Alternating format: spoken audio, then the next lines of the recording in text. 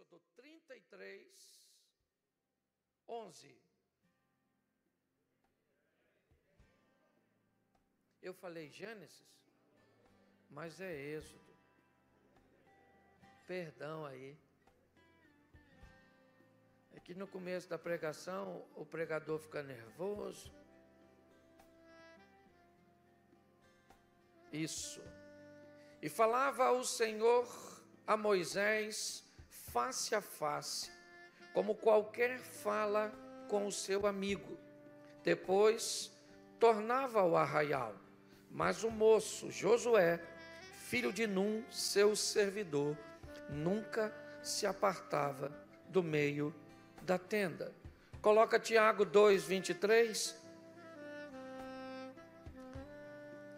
E cumpriu-se a escritura que diz: e creu Abraão em Deus, e foi-lhe isso imputado como justiça, e foi chamado amigo de Deus.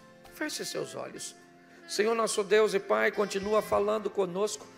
Usa-me como um canal de bênção nesta hora, pelo poder do nome de Jesus. Em nome de Jesus. Amém. Glória a Deus. Amém? Nós temos dois personagens do Velho Testamento. Nós temos Moisés e Abraão. E no texto que lemos de Êxodo 33, 11, o texto diz que Deus falava com Moisés face a face, como alguém fala com seu amigo. Preste atenção, porque nós estamos pegando um ser divino, o Todo-Poderoso, aquele que controla e criou todas as coisas. Estamos dizendo que um mortal como Moisés conversava com Deus como um homem conversa com seu amigo. O texto nos expõe a um nível de intimidade. Não é como se conversa com um servo, com um criado, com um escravo, com um estranho. Não. O texto diz que o nível de conversa que estava existindo entre Deus e Moisés era um nível de conversa amigável. Eles conversavam como amigos. E nós olhamos agora para Tiago e vemos ele narrar a história, ou um pedaço da história de Abraão. E o texto diz que Abraão creu em Deus e isso lhe foi imputado por justiça. E ele foi chamado amigo de Deus. Eu preciso conversar um pouco com vocês sobre isso. Primeiro eu queria definir um pouquinho essa visão de intimidade. Nós vamos estar falando sobre isso basicamente o mês inteiro. E eu quero colocar aqui hoje intimidade sob dois aspectos. Primeiro, sob o aspecto do conhecimento. Eu posso dizer que me torno íntimo de alguém a nível de conhecimento apenas, quando eu acompanho a história dessa pessoa de perto, quando eu busco informações a respeito dessa pessoa. Ou seja, quando eu conheço, quando eu ouço, quando há um nível de conhecimento em relação àquela pessoa, eu me sinto íntimo, ainda que esse conhecimento seja apenas superficial, ou seja, que seja à distância. Há um tempo atrás eu estava no sítio com uma colher de pedreiro na mão e chegou um amigo para visitar e ele me viu com a colher de pedreiro e me fez a seguinte pergunta: tens intimidade? E eu disse para ele: eu sou pedreiro. Não é pouca intimidade não, eu tenho é muita intimidade com a colher.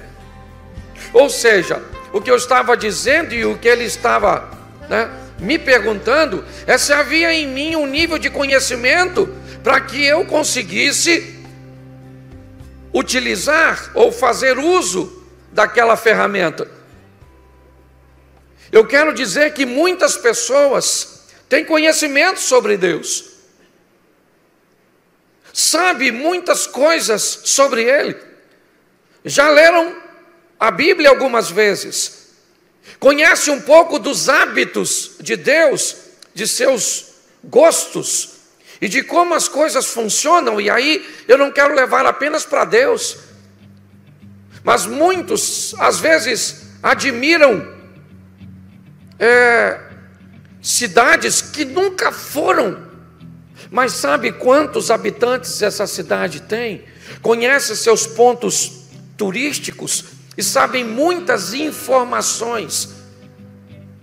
E tudo isso traz para essa pessoa um nível de conhecimento, ou seja, de intimidade, uma intimidade à distância, é verdade, mas existente. Só que eu também quero tratar com vocês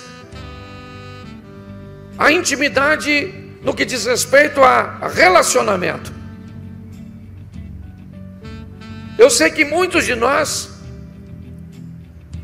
nem sempre temos a intimidade que gostaríamos de ter com Deus. E eu já vou te fazer uma pergunta. Mas é importante entender que no que diz respeito à intimidade a nível de relacionamento, ela traz consigo uma liberdade que me permite estar próximo. Quando alguém tem uma intimidade comigo, se ela for superficial, se ela for apenas de conhecimento ou com você, dependendo do nível de intimidade, ela é apenas de conhecimento. Você conhece fulano? Conheço, tem intimidade com ele. Nós nos encontramos na rua, jogamos um futebol, batemos um papo, frequentamos a mesma igreja, torcemos pelo mesmo time. E o que é isso? Isso é uma intimidade, mas é uma intimidade superficial. Eu sou capaz de, por essa intimidade, saber muitas coisas a respeito da pessoa, de um lugar ou de um objeto. Mas essa é apenas uma das facetas da intimidade. Quando a intimidade se transforma num relacionamento, aí nós vamos para uma outra fase.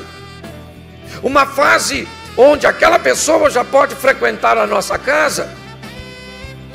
Agora, muito mais do que coisas superficiais, nós já começamos a saber de coisas que poucos sabem a respeito.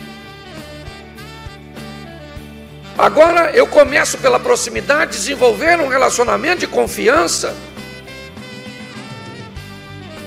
Quantas pessoas frequentam a sua casa? Ou melhor, quantas você conhece? Talvez sejam bastante. Quantas frequentam a sua casa? Quantas vão além da sala de visitas? Quantas pessoas você já levou até o seu quarto? Quantas pessoas vão à sua casa e abrem a sua geladeira? Quanto maior a proximidade,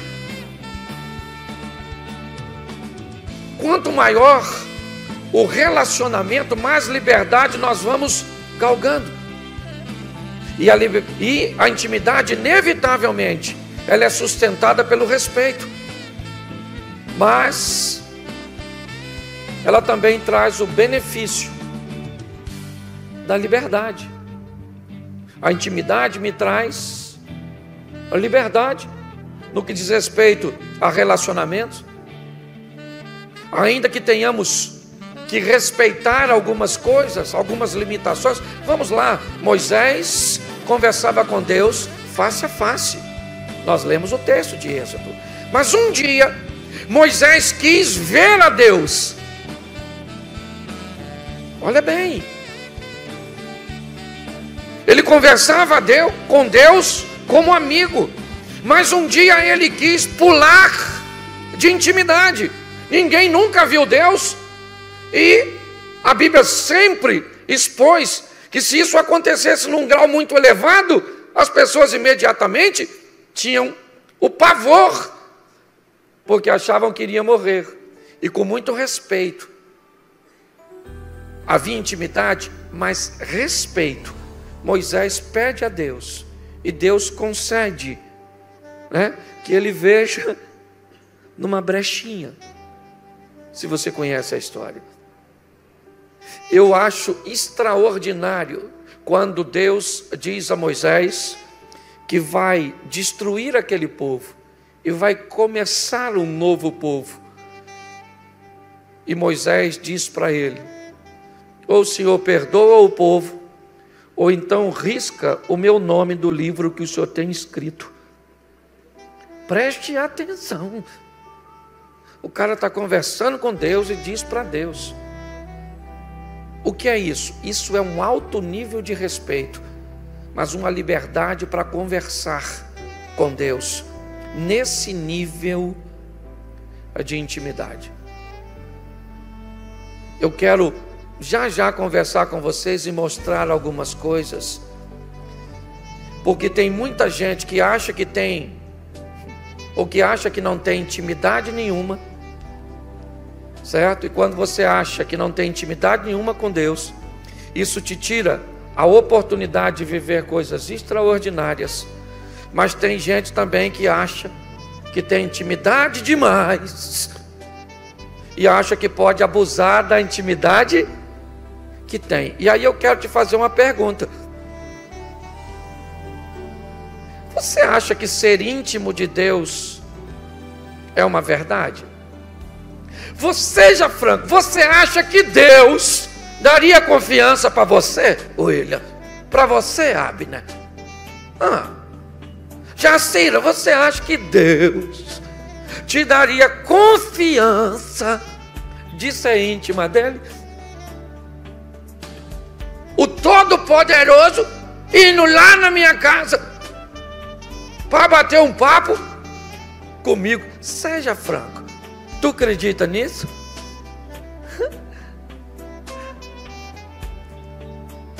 Eu só mudei o tom de voz.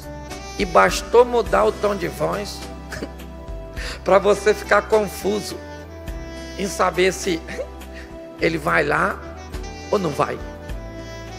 Porque deixa eu te dar uma... Às vezes você fica triste que um parente não foi na sua festa, que alguém importante não foi na sua casa, mas eu quero te dar uma notícia. O Todo-Poderoso costuma frequentar lá. Deus, nós temos testemunho, vou ler aqui no domingo, alguém que falou com Deus algo e logo em seguida viu aquilo que falou com Deus se cumprir. Ao contrário do que muitas vezes pensamos, nós podemos ter intimidade sim, mas toda intimidade começa com iniciativa. E de quem? De quem?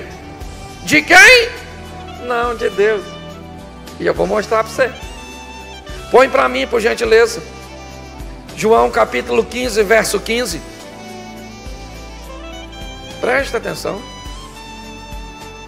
Olha o que Jesus disse: já não vos chamarei servo, porque o servo não sabe o que faz o seu Senhor, mas tenho-vos chamado de quê? Amigos. E olha o que diz, olha só: porque tudo quanto ouvi de meu Pai vos tenho feito conhecer. Verso 16. O que está escrito? Não me escolheste vós, mas eu e vos. Preste atenção. Jesus está dizendo: eu não quero lidar com vocês como servo, eu quero lidar com vocês como amigos. E não foi você que tomou essa iniciativa de querer ser meu amigo. A ideia de ser íntimo nesse relacionamento foi de... Então, se Deus quer ser íntimo, por que tem gente que não é íntimo? Deixa eu perguntar de novo, porque eu acho que ficou difícil. Se Deus quer ser íntimo de nós, E alguns de nós não nos consideramos íntimos de Deus, é porque nós não estamos a fim de ser. Porque se Deus está querendo ser íntimo, quem quiser ser íntimo, vai ser íntimo, sim ou não? Com seus devidos graus de limitação. Porque não dá para ter o mesmo relacionamento de intimidade com todo mundo. É assim que funciona. Mas eu preciso te mostrar mais 2 textos. Apocalipse capítulo 3, verso 20. Se a iniciativa é dele, olha só. Eis que eu estou à porta aí. Eis que eu estou à porta aí.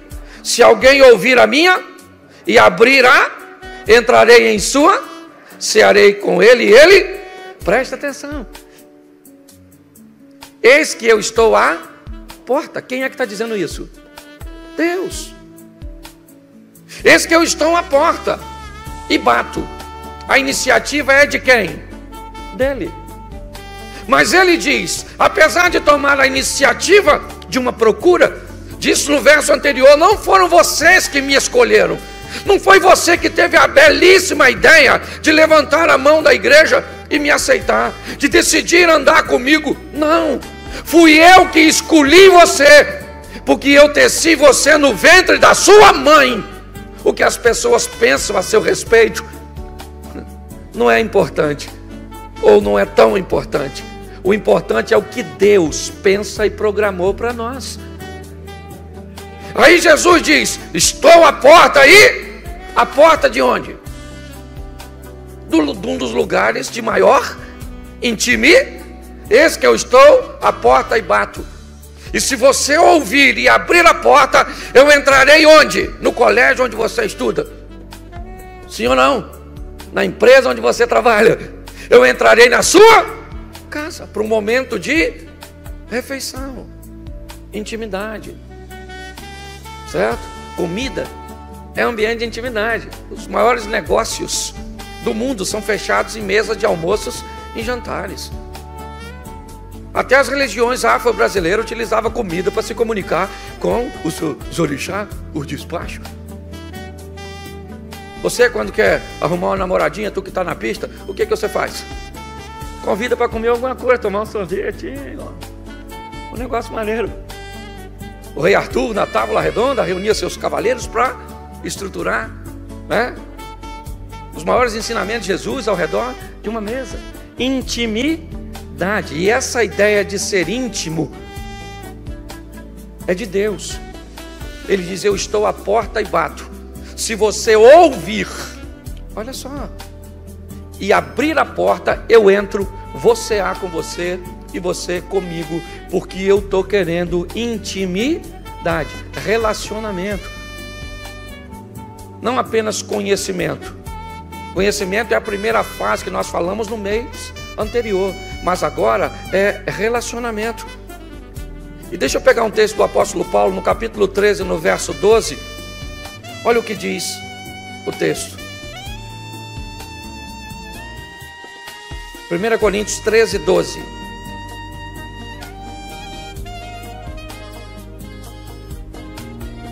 Porque agora vemos por espelho em enigma, mas então veremos face a face. Agora eu conheço em parte, mas então conhecerei como também sou conhecido.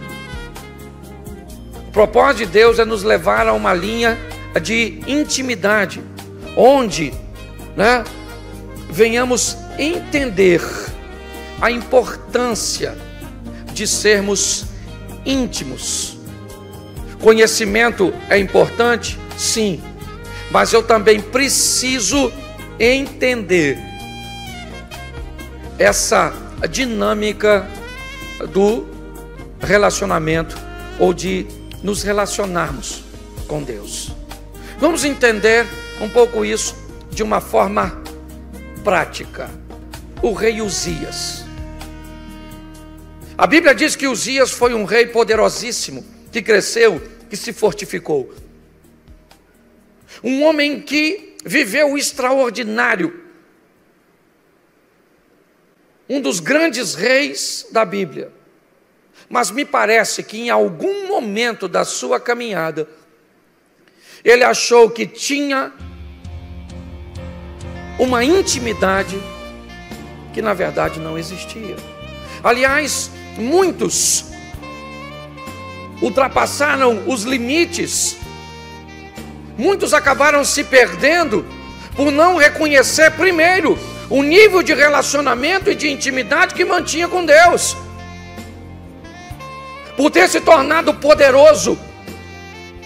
Ele achou que poderia e que havia intimidade com Deus para agir como um sacerdote, e tenta queimar incenso no templo e fica leproso.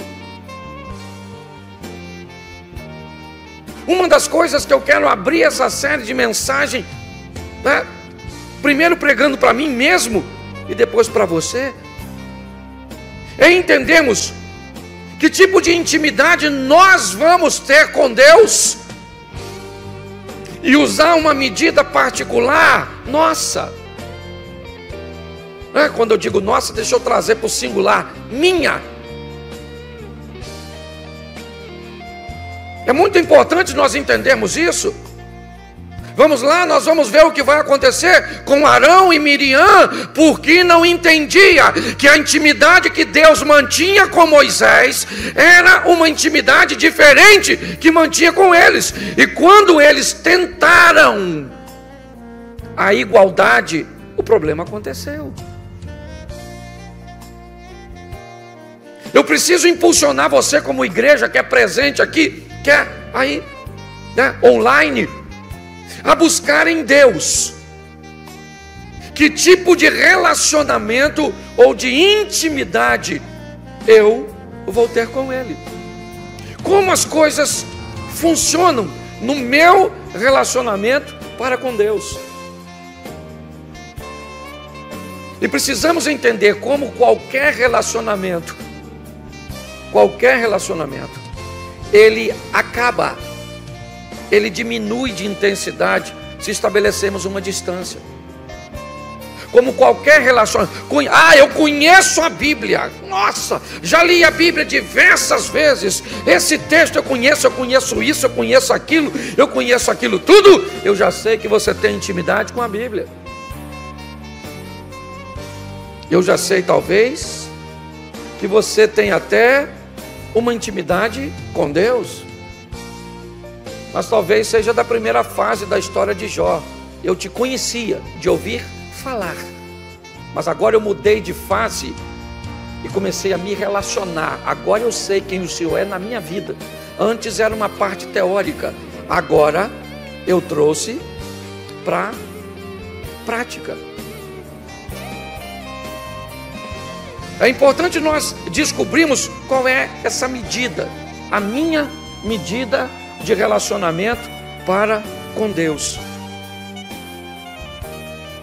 Como é que eu, Cláudio, vou me relacionar? O que Deus vai requerer de mim? Agora, como é que eu descubro isso? Não é com conhecimento apenas. Eu preciso de relacionamento. E ele é diário. Ele é constante. Eu conheço muita gente que conhece muito sobre Deus, mas não tem relacionamento nenhum com Ele.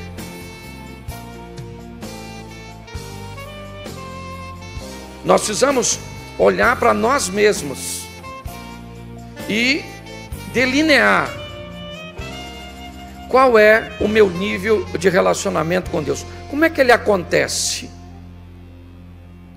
Inevitavelmente, se eu parar de conversar com alguém, o relacionamento esfria? Sim ou não? Sim. Se eu parar de me aproximar de uma pessoa, inevitavelmente, certo? O distanciamento acaba quebrando o relacionamento. Eu posso continuar conhecendo. Eu sei o que a pessoa gosta de comer, eu sei muitas coisas sobre essa pessoa, sobre esse alguém. Mas o nível de relacionamento, de intimidade, ele acabou se perdendo ao longo da caminhada ou da história. Nós precisamos de uma igreja hoje que descubra qual é o seu papel. É só isso. Parece estranho demais. Hoje eu atendi uma pessoa e normalmente eu falo, né, eu atendi diversas pessoas hoje, mas uma das pessoas que eu atendi estava precisando de um milagre, de uma intervenção divina. Sim. E sabe o que ele estava precisando? Segundo ele, segundo a pessoa, né? Não estou aqui. Estava precisando pagar uma dívida. A pessoa chegou até mim achando que o que estava trazendo era o pagamento de uma dívida. E diga-se de passagem, não era grande. Um problema facílimo de resolver. Facílimo. Quando eu olhei para a situação, a primeira coisa que eu pensei: eu pago essa dívida pro cara. Não tem dificuldade nenhuma. Eu consigo pagar. Certo? Mas eu fiquei esperando, porque intimidade é isso. Eu fiquei esperando para ver se Deus ia falar comigo, que era para eu pagar. E não é porque eu estava com pão duríssimo, não. Eu só não queria se meter com o que Deus está tratando. Que quando eu tento ajudar quem Deus está tratando, eu entro na linha de fogo de Deus. Aí Deus começa a atirar em mim também, porque eu estou protegendo o humilhante. Qual é o grande problema? É que basta o impulso aparecer, a gente já acha que é Deus. Você está na pista, solteirona, idade avançada. De repente aparece um cara bonito. Até se eu fosse Satanás e quisesse corromper para você, eu vou botar um tribufu. Sei que você está na pela, mas nem tanto. Então tem gente que basta olhar algo que é agradável. Você tem uma coisa que é fácil, muitas vezes, é iludir as pessoas. Se está dando tudo certo, é porque Deus está no negócio. Satanás é burro. Para ele o fim justifica os meios. E aí eu fui perguntar a Deus: Senhor, dá para eu pagar? E o Senhor sabe, não estou com vontade não, mas se o Senhor mandar eu pago. E sabe o que Deus falou? Nada. Quando Deus não fala nada, eu entendo que é não. Mas dá dó, não dá? Mas eu descobri que Deus estava querendo levar aquele rapaz para uma linha de intimidade. E eu dei uma outra direção para ele. E disse para ele: rapaz, você vai para casa, você pega a Bíblia, você dá uma lida. Deus vai falar com você assim, assim, assim, porque você não está precisando pagar uma dívida, você está precisando mudar de vida. Tem gente que está com um problema no casamento e acha que está precisando resolver o problema do casamento. Você não está precisando resolver o problema do casamento. Você está precisando tomar uma decisão na vida para levar a sua vida, a sua história para uma nova fase. Nós temos que olhar as crises que enfrentamos e entender que Deus está querendo o quê? Ter intimidade. E pronto. Se Deus é por nós, quem será contra nós? O que nós temos que olhar é o que está acontecendo de ruim. Primeiro, quando algo de ruim está acontecendo na nossa vida, entenda, o principal suspeito somos nós. E é assim que funciona. Mas nós temos que entender o seguinte: que Deus, quem é Deus? O controlador de tudo. Profeta Jeremias: eu bem sei os pensamentos que tenho a respeito de vós, são pensamentos de paz e não de mal, para dar a você o fim que você deseja. Esse Deus Todo-Poderoso quer o quê? Intimidade, relacionamento. Sim, nos chamar de amigos, entrar na nossa casa, nos dá a oportunidade de conhecermos, em parte, momentaneamente, mas na totalidade, como disse o apóstolo Paulo, no final de todas as coisas.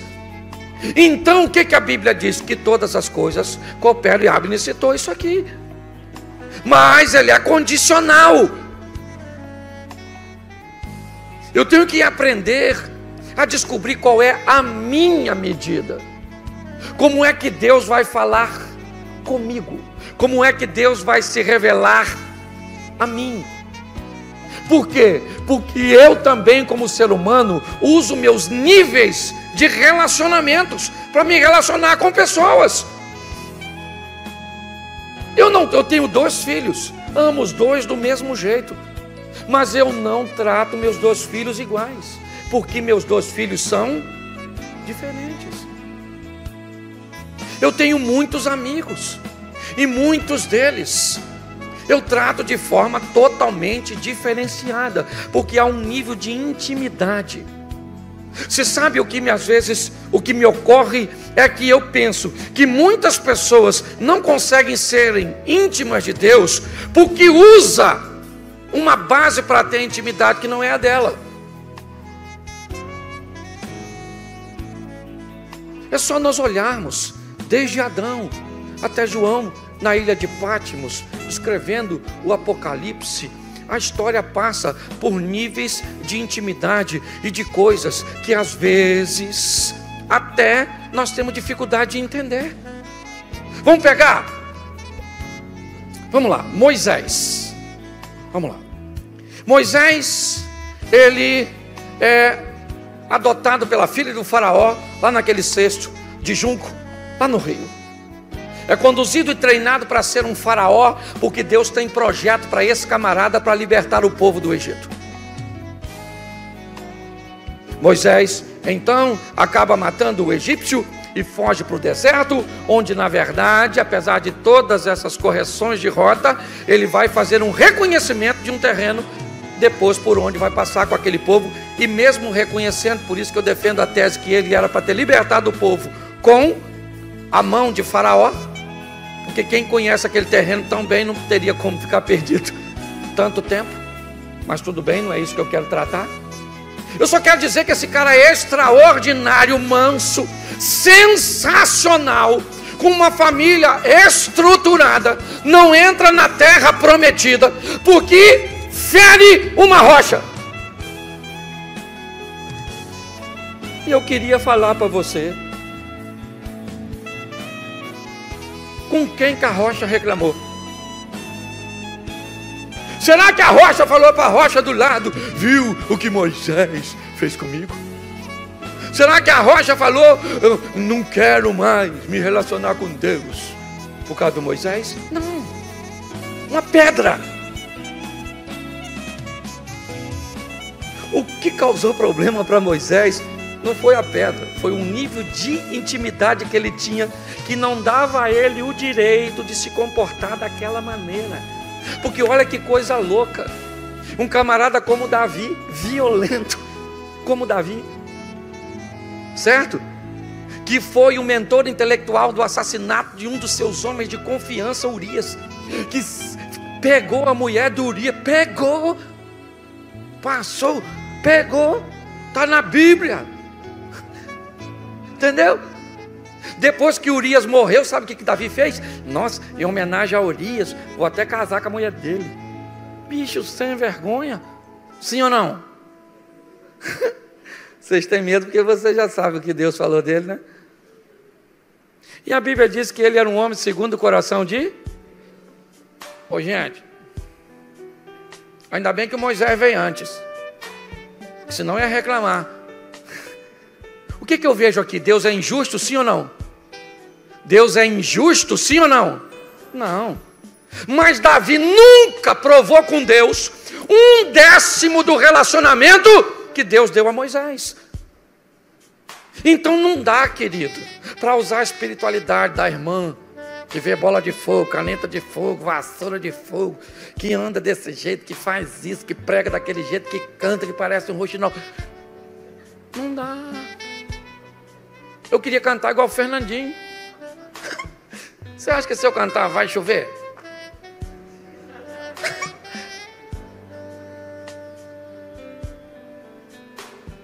Porque comigo é outro jeito. Eu já quis pregar para os outros chorar. Já falei isso diversas vezes. Meu pai era diácono da Assembleia de Deus. Quando eu ia lá nos cultos, aqueles caras pregavam, os outros choravam. Eu chorava. Eu achava aquilo lindo. Aquela voz. fantástico. Bota a terceira e vai até São Paulo. Entendeu? Extraordinário. Não estou fazendo crítica, não. Estou só brincando com vocês. É um outro método, uma outra pegada e maneira. Eu me amarro. E eu pensava o que comigo? O dia que eu me converter, se eu me converter, eu quero que o pessoal chore. E eu vou fazer esse negócio também. Isso. Menino, não é que eu me converti? E ninguém chorava, ninguém chorava, ninguém chorava, ninguém chorava. Eu é que ia chorando para casa depois de ver os outros rir durante a minha mensagem. Porque não era o que Deus tinha para mim. Pare de procurar. Entendeu? O que Deus tem para os outros. Mas onde eu acho? Menino,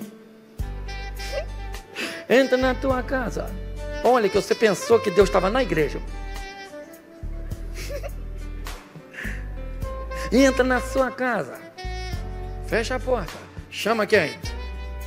Sila Malafaia, Pastor Cláudio Duarte, R.R. Soares, para te apresentar a Deus. Fazer assim aquele negócio. Olha, querido, Deus, você aqui é sua filha? Ô menina, conheça seu pai, Deus. Você está rindo? Tem alguma coisa de errado nesse negócio, gente. Um Deus que diz que quer ser íntimo, todo poderoso, quer ouvir o nosso clamor, quer conversar conosco, quer agir com mão forte, entrar com providência, mostrar que Ele é Deus para seus vizinhos, para seus parentes, para seus amigos, para seus inimigos. E não é para você tirar onda, é para Ele converter. Não é para humilhar ninguém. E as pessoas ficam, nossa, não sei o que Deus quer de mim. Você vai para o inferno, deve ser isso. Você não sabe nem o que Ele quer de você. As pessoas falam, o que Deus quer de mim? Você vai para o inferno, deve ser. Não, pastor, sangue de Jesus. Ah, então já pelo menos descobriu alguma coisa. Ele quer que você vá para o céu. Legal, porque se não é para o inferno. Você está rindo de coisa que faz a gente chorar. Está na hora de você e eu descobrirmos que sabe onde Deus está? Aqui conosco, e lá na nossa casa, quando nós chegarmos lá. Ah, pastor, mas eu nem sinto Ele. Pois é, a maioria de nós também não. Até a gente que fala assim, Deus falou comigo, a primeira coisa que você pensa, como? Nunca falou comigo. Menino, você acha que Deus vai falar assim? Nós saímos até correndo. Uma voz esquisita assim. Então nós precisamos ir para um relacionar que é diário. Não dá para... Não, pastor, eu estou querendo assim fazer uma semana com Deus assim intensa. Uma campanha.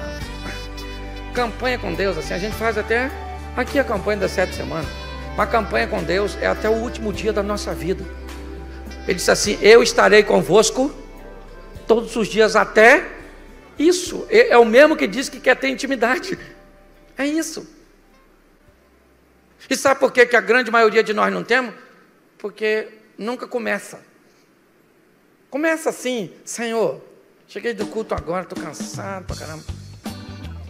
Sabe, o pastor falou lá os negócios lá de intimidade, nem entendi muito, que eu estava assim meio voado, já pensando no sono, na comida. Mas ele falou que eu tinha que falar com o senhor, e que eu ia falar com o senhor, e que ia parecer que o senhor não estava aí, mas que o senhor está. Eu não, continuo achando que não está não, mas não estou sentindo nada, nem um arrepiozinho assim, dá só um arrepiozinho assim, aquele assim, só um frescor. E hoje você não sente nada, amanhã talvez você não sinta nada. Já você começa a sentir que Ele sempre esteve ali, e que era você que não tinha sensibilidade para descobrir que Ele estava. Quem aqui já sentiu, no momento de oração, Deus sentar na cama, chegar a afundar? Levanta a mão, por gentileza. Aí, tudo doido. Gente, dava até vontade, nós ficamos com medo de abrir o olho. Vou abrir no ar, se foi ele, será que é ele mesmo, Senhor? Se não for, estou falando com o Senhor, o Satanás sentou aqui, meu Deus do céu. Não sei se abre, se é curiosidade, se é medo, se é... Eu não sei. Intimidade. Sabe como é que essa história termina? Você conversando com Deus e pedindo coisa até na cor que você quer. Sim ou não? Sim. É assim que foi. Mas esse negócio tem que começar. Mas o que a grande maioria de nós pensa? Não, tem que começar assim, céu abrindo. Não, meu filho, vai no observatório. Entendeu? É o seu ar, você olha lá. Pelo amor de Deus. Vamos iniciar, sabe? E vai devagarzinho, não estou sentindo nada, não estou. Você pensa que até hoje tem coisa que eu tenho dificuldade de entender? Já levei, cara. Bom, eu era membro de uma igreja lá em Santa Cruz. Uma vez eu estava lá, aquela igreja baixinha, assim com aquela telha de amianto. Pensa num calor. Estava um culto, aquele culto mesmo do, sabe, pentecostal xiita, última esfera, um negócio extraordinário, mas uma bênção poderosa. E estamos lá, eu estou tentando me ligar, porque eu tenho dificuldade de muito barulho, de me ligar. Tem gente que no barulho liga com facilidade. Eu já disperso. E uma irmã começou a piar. Piar. Piu, piu, piu, piu, piu. Rogério, mas foi um negócio assim, que eu falei, não. Isso acabou, o culto acabou. Acabou o culto. Pensa num cara sem intimidade nenhuma. Nada, zero. Era eu. Eu falei, essa irmã é doida. E olha que eu não tinha esse grau de intimidade. Sabe quem eu era? O vice-presidente da igreja. Só Jesus na casa. Mas pelo menos tinha uma vida decente. Não tinha intimidade, mas era certo. Mas, e eu comecei a falar, Senhor, o que é isso, Jesus? Teologicamente, onde é que isso está escrito? E a gente já vai logo para a Bíblia, não, na verdade, para tentar achar logo o motivo para condenar a dona. E eu falei, Senhor, não pode. Isso é uma vergonha. Se tiver um visitante, só vai falar que nós somos doidos, que nós não... Puxa vida, faz ela parar de piar, poxa. E aí a irmã parou, meu irmão. Mas ela começou a gritar, ela dava uns aleluia, um glória a Deus, irmão. Mas daquele que estrondava. E o Cláudio, pra que gritar? Aferidor de medida. Quando de repente eu senti no meu coração uma voz forte falar assim: você não quer piar? Não pia. Você não quer gritar? Não grita. Mas essa igreja é minha. Eu faço do jeito que eu quero, na hora que eu quero. E a intimidade que eu tenho contigo, se é que tem, aí já parte para humilhação. Eu não aguentei, eu fechei o olho e falei, grita, irmã, é isso aí, vamos embora. Então deixa eu falar uma coisa com você. Às vezes a gente canaliza tanta força para ver o que está acontecendo na vida do outro. Você tem quantos filhos? Deus vai falar com um de forma diferente que vai falar com o outro. Deus vai usar um de forma diferente que vai usar o outro. Por isso que quando Deus falar algumas coisas com você, às vezes não é nem muito bom repartir. Porque o nível de relacionamento que Deus vai ter com você, poxa, quantas pessoas eu acredito que Deus já chegou para irmãos e disse assim, querido, a partir de hoje não quero mais você de bermuda. Por quê? Porque eu não quero. Mas é pecado? Eu não quero, entre eu e você não cabe. Eu não quero você nesse lugar. Eu não quero você com esse tipo de vocabulário. Eu não quero você fazendo isso, ingerindo aquilo.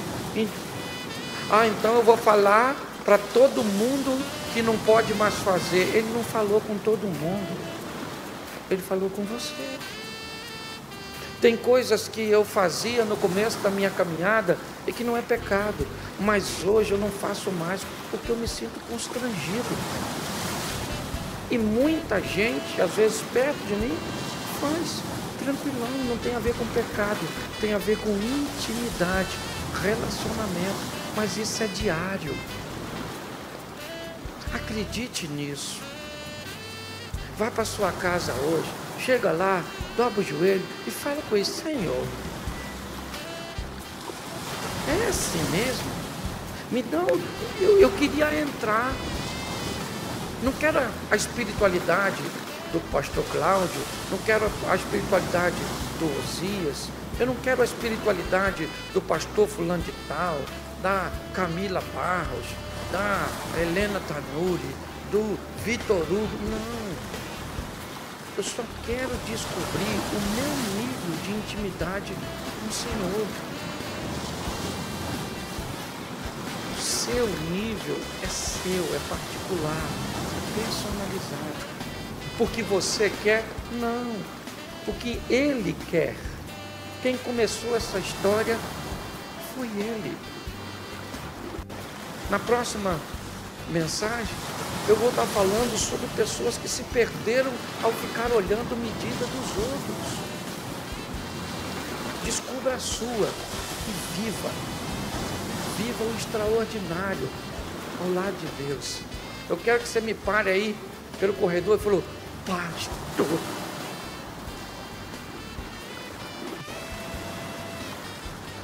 Deus falou comigo. Sabe o que eu vou falar? Falou de absurdo. E termina aqui. Já falei isso aqui. O camarada estava indeciso se fazia o seminário no Rio ou em São Paulo. E confuso, o Senhor me responde: eu não sei se faço aqui, se faço em São Paulo. Chamou um amigo e falou: rapaz, Deus tem que esclarecer, eu não sei, eu preciso fazer o seminário, mas eu estou para ir para São Paulo, não sei se faço o seminário em São Paulo, não sei se faço no Rio, não sei, nem sei se é para eu ir. E aí o amigo falou: rapaz, fala com Deus, dobra seu joelho, coração contrito e quebrantado, Deus não rejeita. E Deus vai falar com você. Aí o que o amigo falou? Falar como? Como é que Deus fala? Deus pode falar um sonho, usando um profeta, uma música, um texto bíblico, uma pregação. Mas Ele vai falar. O que Ele fala? O cara falou: então tá bom. O tempo passou. Uns anos depois, ele encontrou o amigo: e aí, rapaz? Falou: rapaz, como é que está tanto tempo? E o seminário? Rapaz, bem que você falou, fiz aquilo que você disse. Perguntei a Deus, Deus falou comigo que era para fazer no Rio, já até terminei. E o cara falou: Deus falou? Falou, rapaz. Você não falou que Ele falava? Falou. Mas como é que Ele falou? Ele falou: do jeitinho que você falou. Falei com ele: Senhor, fala comigo. Abri a Bíblia, estava escrito: desce no rio e lava-te. E eu falei: aqui no Rio de Janeiro mesmo, já estou formado, louvado seja o Eterno. O problema é que para nós isso é uma mera casualidade, mas para Ele foi algo fundamental. Porque o que Deus vai falar com você, às vezes não representa nada para o outro, mas é tudo para você. Entenda que o nosso Deus está vivo.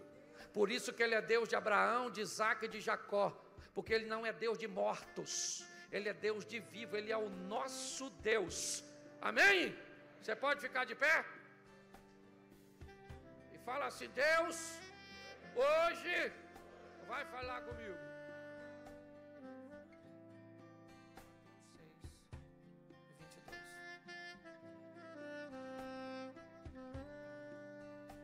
A candeia do corpo são os olhos, de sorte que, se os seus olhos forem bons, todo o teu corpo terá luz. Verso 23. Se, porém, os teus olhos forem maus, o teu corpo será tenebroso. Se, portanto, a luz que há em ti são trevas, quão grandes serão tais trevas? Feche seus olhos neste momento.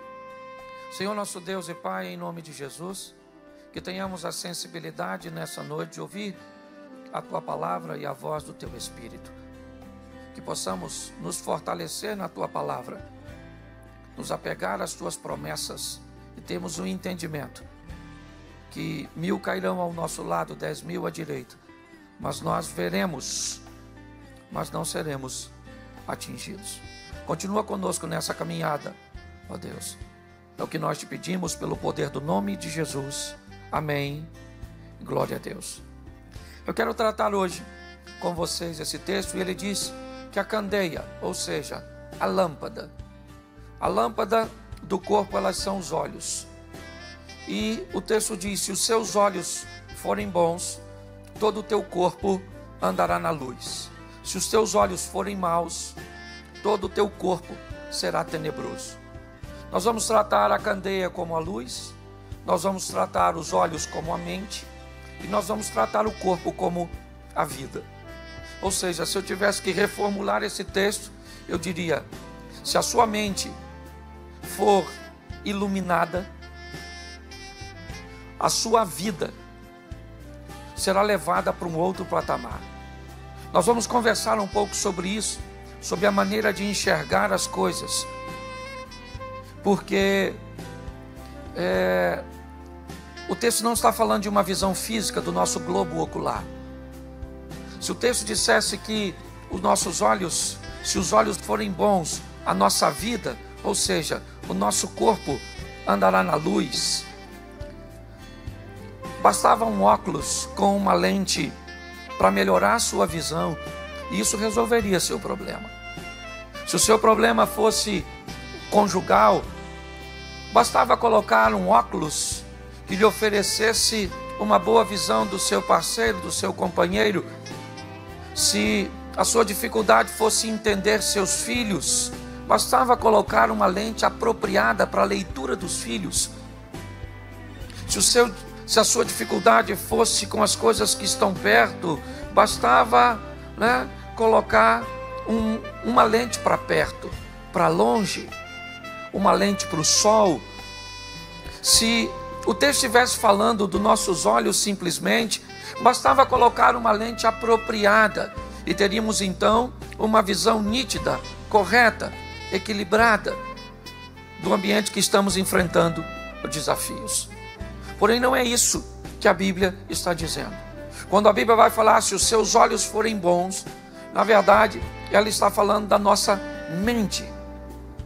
O texto diz: quando as pessoas têm a mente iluminada, quando são pessoas esclarecidas e abertas, quando são pessoas que conseguem enxergar as coisas num ambiente que não seja unilateral, quando consegue ter uma visão, não simplesmente do que a pessoa está fazendo, mas procurar entender por que a pessoa está fazendo, por que a pessoa está falando, por que a pessoa está se comportando daquele jeito. Isso é algo que vai além dos olhos.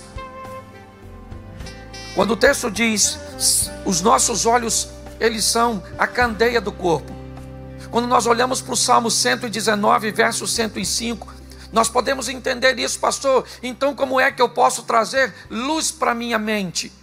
Porque me parece que a proposta é o seguinte: ilumine a sua mente, e uma mente iluminada levará ações para a sua vida. Por isso que a candeia são os olhos.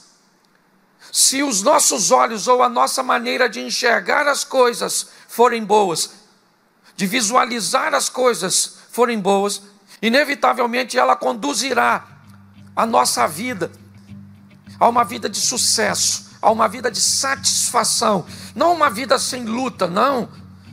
Eu estou dizendo uma vida de vitória, eu estou dizendo uma vida satisfatória e não sem lutas. Fazer as coisas certas não me deixa imune às lutas, fazer as coisas certas não me deixa imune aos problemas. Com todas as vezes que nós pensamos isso, inevitavelmente nós vamos ter um grande confronto com a caminhada cristã. Porque todas as pessoas que olham para si mesmo e buscam todos os acertos e tudo aquilo que faz de forma assertiva, inevitavelmente o que elas esperam da vida é o quê? Não ter problema nenhum. Se eu estou fazendo tudo certo, por que é que eu vou ter problemas? Se você pensar assim, provavelmente você vai ter sérios problemas na sua caminhada de fé. Fazer todas as coisas certas certamente nos levará a abstermos de grande parte dos nossos problemas, mas não de todos. Por mais esperto e hábil que você seja, por mais assertivo que você seja para realizar algumas tarefas em algumas áreas, ainda assim você terá problema. Crie seus filhos da melhor maneira possível e saberá que algum tipo de problema ele vai te dar. Lide com o seu casamento da melhor maneira possível e você saberá que mesmo assim você ainda terá alguns problemas conjugais. Lide com a igreja de uma forma correta, de uma forma sábia, e você vai ver que ainda assim você terá problemas em todos os ambientes. Sermos assertivos e fazermos as coisas certas nos livrarão dos grandes problemas, mas não de todos. Em todas as áreas da nossa vida, os problemas sempre estarão presentes. Jesus disse: enquanto tiverdes no mundo, vocês tereis aflições. Tem de bom ânimo para prosseguir até o final. Mas é assim que as coisas funcionam. Quando nós olhamos hoje para a mente das pessoas, o problema exatamente está ali. Uma mente ruim, uma mente em trevas, porque a grande caminhada, né, e o grande segredo da vivência é o seguinte: é entender o que controla nossas ações. Na verdade, é a nossa mente. O que vai levar o nosso corpo ou a nossa vida para uma vida de sucesso ou uma vida de fracasso são as nossas ações. A lei que foi deixada para nós é a lei da semeadura. Deus não se deixa escarnecer. Tudo que o homem semear, isso também ele ceifará. Quando eu digo para você e para mim aqui, vamos pegar a luz e vamos jogar na nossa mente, eu pego o Salmo 119, verso 105. Lâmpada para os meus pés é a tua palavra e luz para o meu caminho. Quando eu quero iluminar a minha mente, o que eu coloco nela?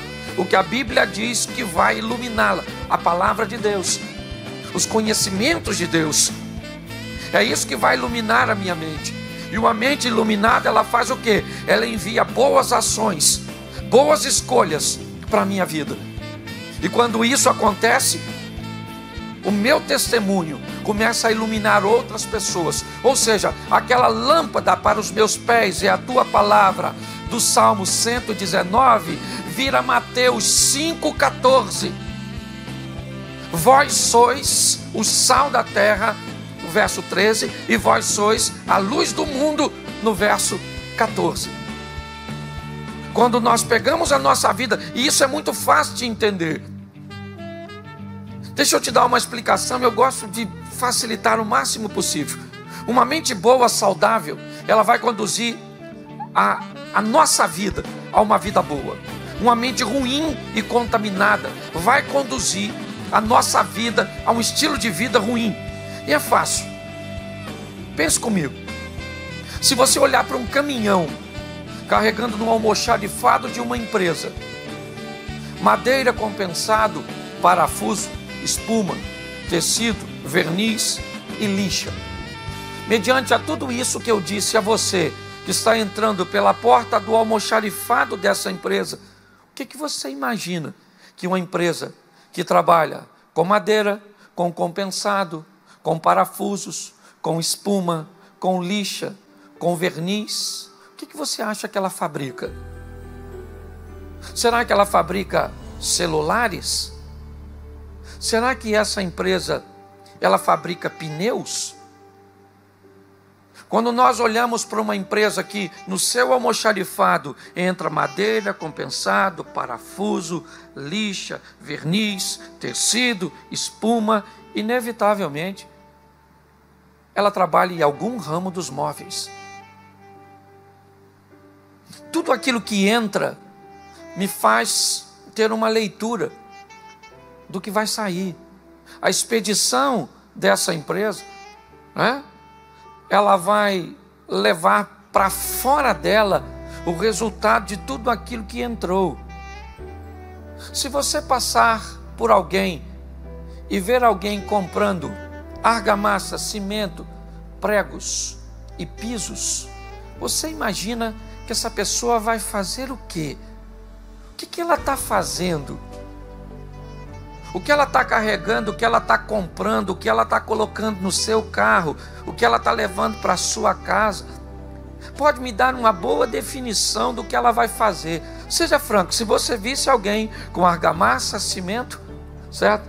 Com pregos, com pisos, provavelmente você diria na sua mente: essa pessoa está fazendo uma obra na casa dela.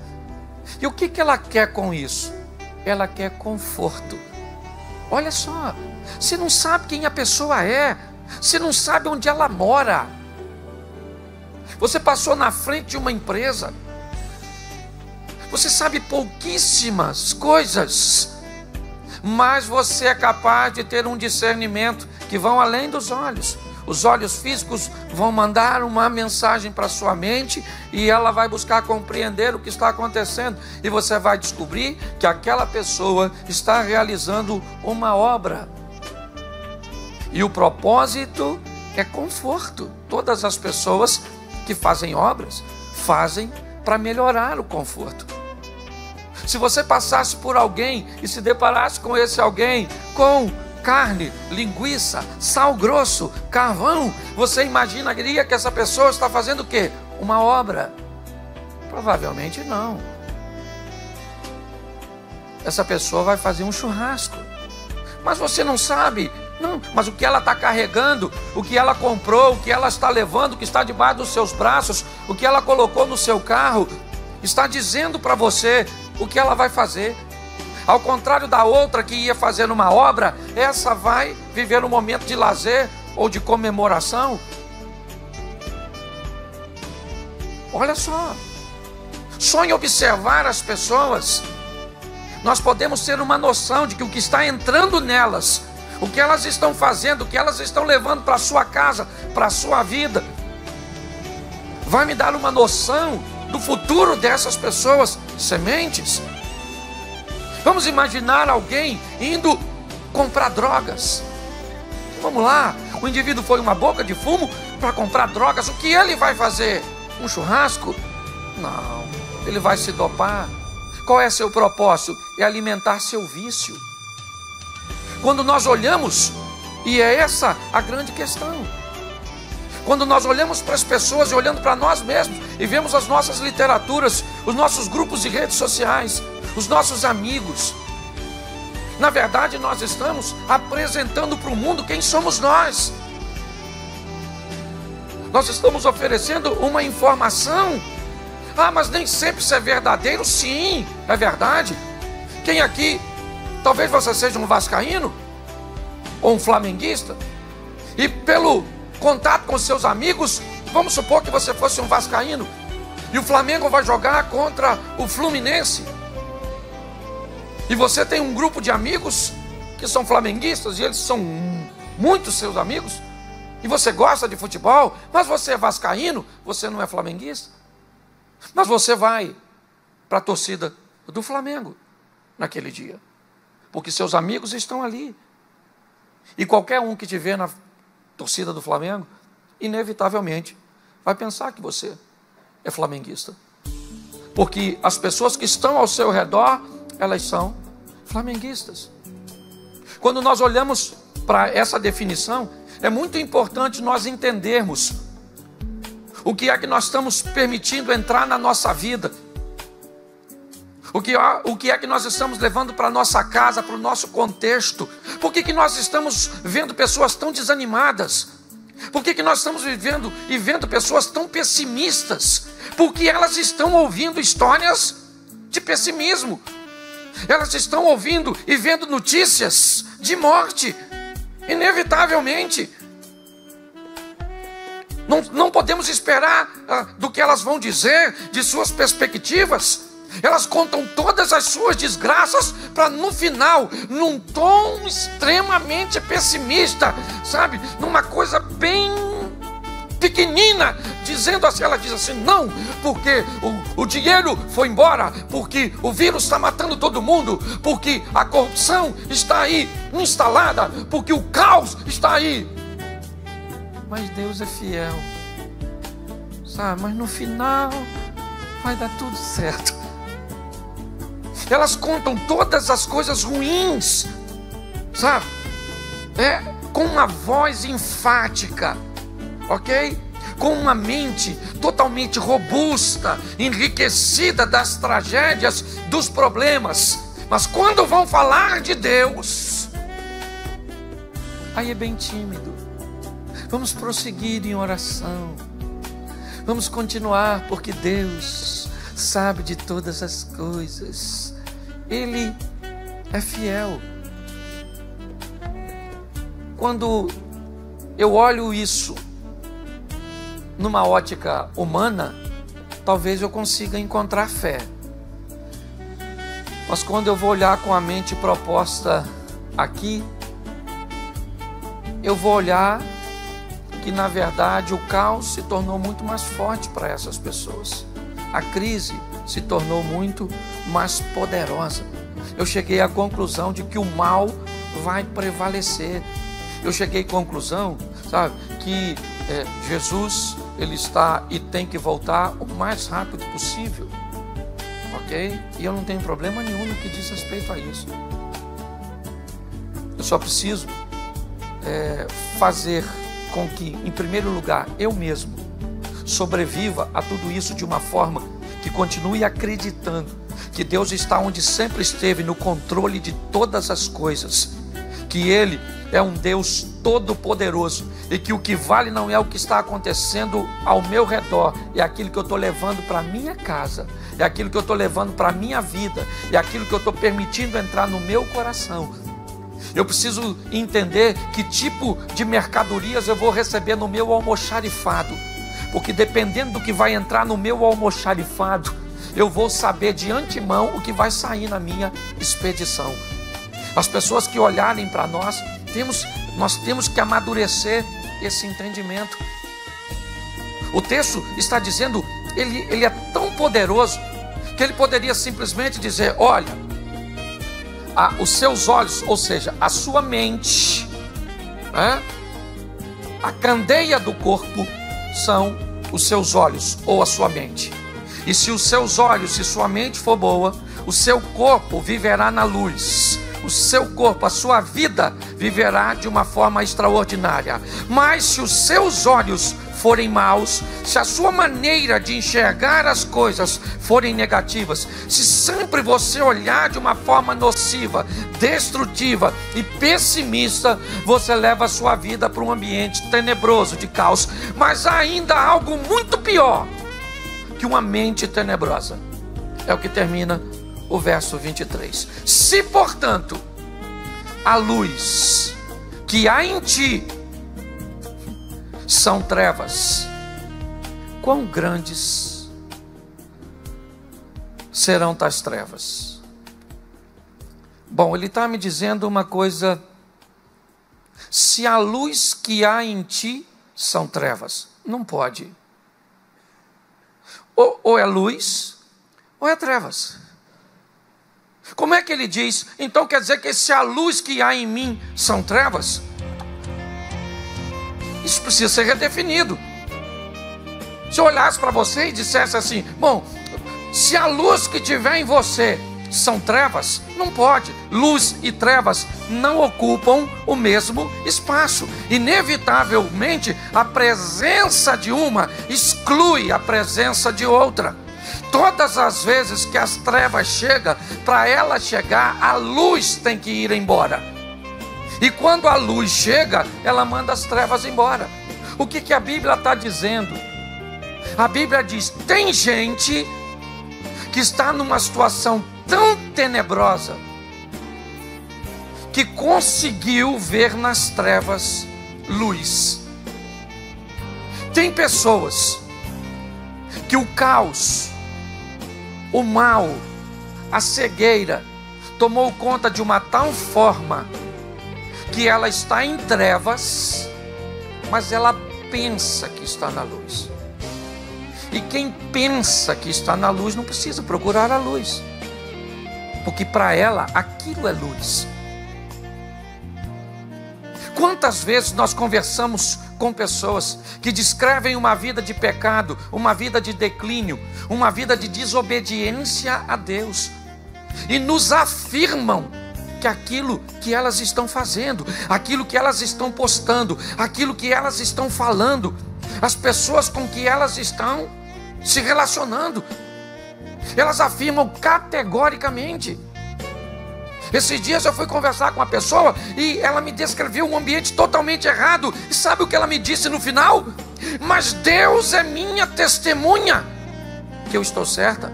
E eu disse para ela: se Deus é sua testemunha, não sou eu que vou fazer parte da promotoria. Não sou eu. Se Deus é quem vai te defender nessa história, não sou eu que vou te acusar. Agora, as informações que você está me oferecendo, levada à luz da Bíblia, isso me mostra que isso é uma escuridão total e não tem luz nesse caminho, nessa decisão, nessa postura. Mas não adiantou. Na cabeça da pessoa, ela estava na luz. E para alguém que já acha estar na luz, você está mostrando a luz a ela por quê? É importante nós entendermos isso, porque hoje as nossas redes, principalmente, descrevem muito do quem somos. As postagens, a leitura que fazemos das postagens dos outros, as observações. Eu digo hoje para algumas pessoas que vão se relacionar: pastor, qual é a primeira dica que o senhor me dá quando eu for namorar alguém? Eu digo: vê se ele tem rede social, ou se ela tem rede social. Dá uma olhada na rede social. Ali você vai ter um pouco do entendimento, ou pelo menos o início, do que essa pessoa está fazendo, do que ela está postando, de como ela quer que as pessoas as vejam. Veja que tipo de comentário elas fazem, né, nas postagens dos outros, quem ela curte.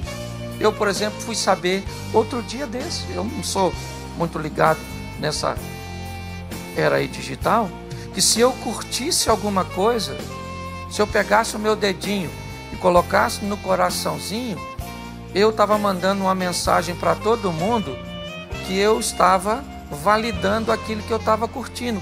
E eu não sabia. Para mim, apertar naquilo ali era apenas mostrar para a pessoa que eu tinha visto.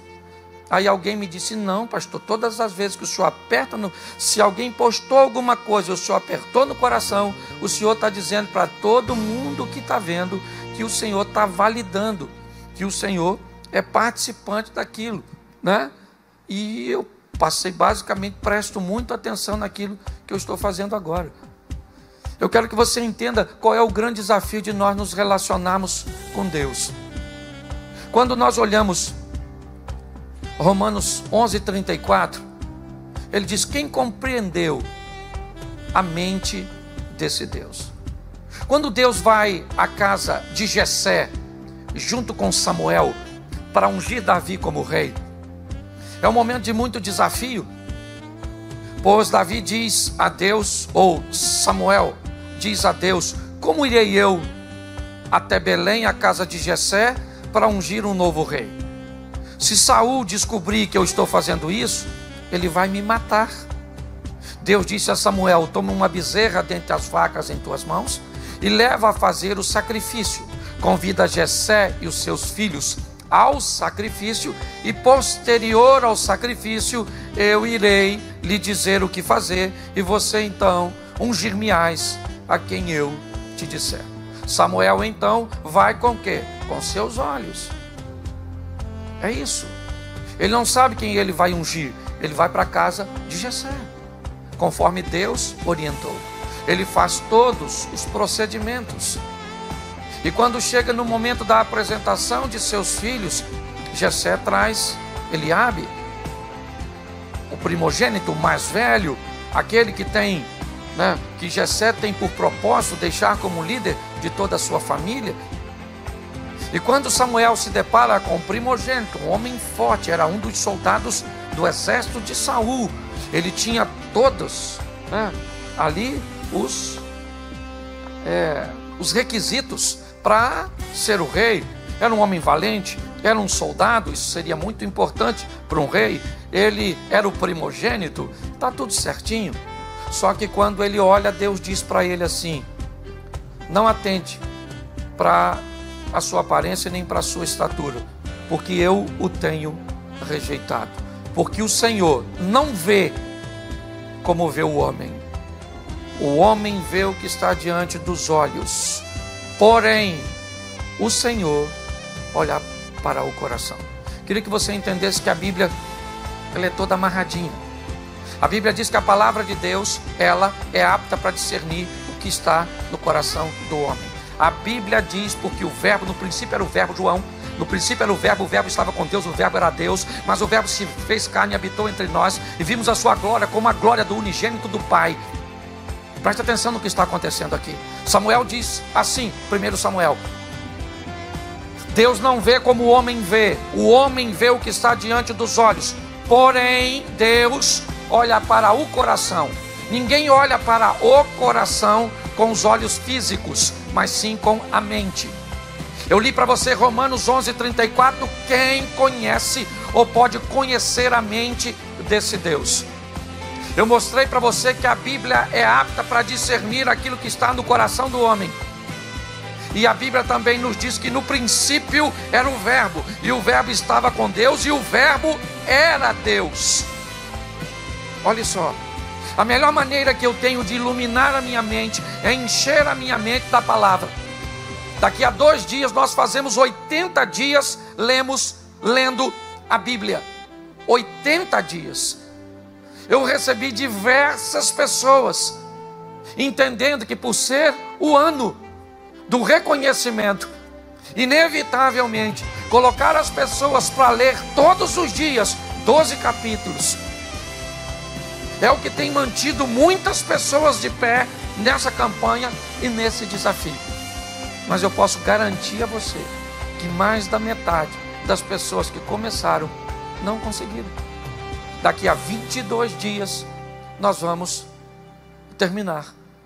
Olhe bem, quando nós olhamos para essa estrutura, o que vemos? Como vamos iluminar a nossa mente? Porque quando eu ilumino a minha mente, ela começa a enviar ações para a minha vida. Ela começa a estabelecer escolhas. Ela começa a criar um ambiente onde inevitavelmente o sucesso e a prosperidade começa a se aproximar de mim. Por quê? Porque se eu vou me relacionar com Deus, vamos lá, os teus caminhos não são os meus caminhos. Os seus pensamentos não são os nossos pensamentos. Eu não vejo como o Senhor vê. A Bíblia me traz a proposta de andarmos com Deus. Bom, legal, extraordinário. Que Deus? Um Deus salvador, que enviou seu Filho para morrer na cruz do Calvário, o herói. E as coisas estão tão ruins, gente, no mundo de hoje, que na minha época, gente má se chamava vilão. Hoje, gente má se chama anti-herói. Olhe bem, hoje quem vai lutar contra o mocinho como uma pessoa de bem, trazendo o mal, não é mais vilão.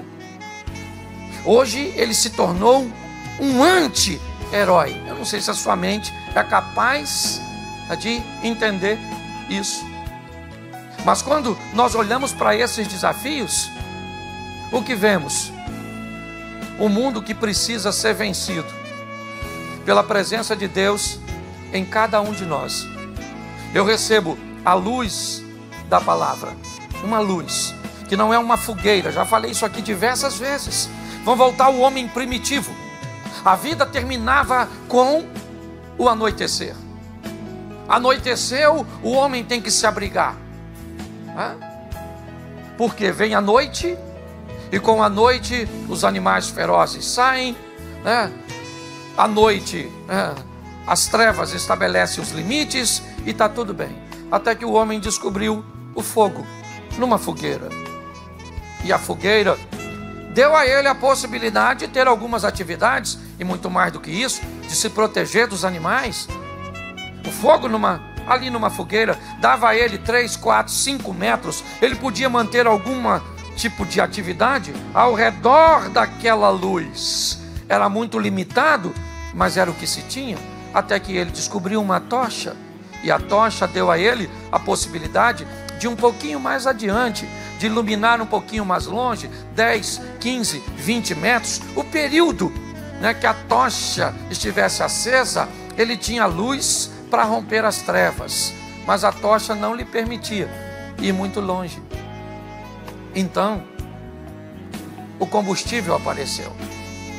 E o combustível, ele diz que enquanto ele existir, a luz está acesa. Lembra? O fogo arderá continuamente sobre o altar. É assim que funciona. Enquanto tivesse combustível, tinha fogo. Sem combustível, o fogo acabava, a luz se extinguia.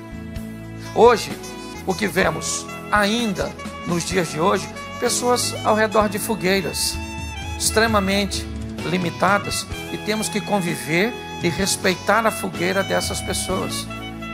Por favor, não queira oferecer combustível de imediato para alguém que ainda está ao redor da fogueira, com pensamentos. Esses dias um amigo meu postou assim: porque os sonhos de Deus vão se cumprir, e alguém fez um comentário embaixo dizendo: que heresia, Deus não dorme. Se ele não dorme, como é que ele sonha? Como é que você vai discutir com uma pessoa que faz um tipo de comentário desse? Você não tem como discutir. Quando nós olhamos para a fogueira de algumas pessoas, de alguns membros, nós temos que entender que essa ainda é o seu estilo de vida. Sua visibilidade é muito pouco, suas limitações são muito grandes. E nós precisamos, com muito amor, entender. Algumas pessoas já pegaram suas tochas e já foram um pouquinho mais adiante, e já consegue enxergar, já consegue viver e provar algumas coisas. E outros conseguiram o combustível. Enquanto ele existir, nós vamos rompendo as trevas. Sabe? Lâmpada alta, não se pega uma lâmpada, está tudo entrelaçado, e coloca embaixo. Todas as vezes que se pega uma lâmpada, põe no velador, põe em cima, para que ela dê amplitude, para que ela ilumine, para que ela consiga levar a nossa mente, o nosso pensamento, o nosso raciocínio para um outro estilo de vida. Hoje nós vemos pessoas andando ao nosso redor com tochas, com uma visão limitada. Hoje nós vemos ainda pessoas ao redor de fogueiras, e hoje vemos pessoas também com bastante combustível. Mas esteja você ao redor de uma fogueira, esteja você com uma tocha na mão, ou com uma candeia, com uma lâmpada, cuidado com a presunção. Estejamos nós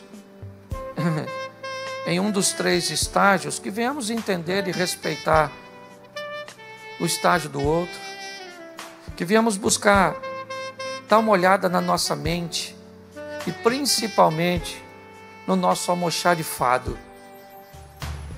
Sabe, eu queria fechar essa palavra aqui pedindo para que você tenha cuidado com o seu almoxarifado. Todas as vezes que parar alguma coisa por ali,